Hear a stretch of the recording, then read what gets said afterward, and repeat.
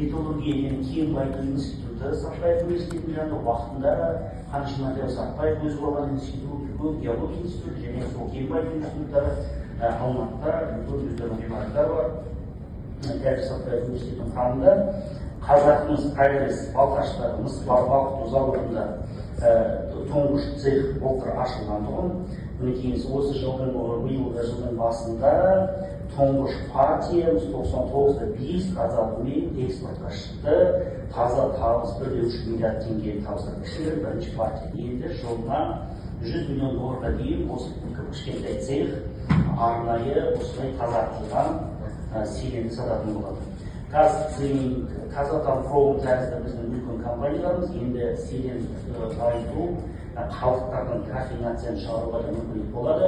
Олжас мырза, мына селенді мына жақтан лас селен, мына жақтан 99-да 5 тазалығы бар селен ақша табуға бастадық. Бір жылдың ішінде құрметті әріптестер енді экспорттық потенциалды күшейді. Тағы да соңғы көрсететін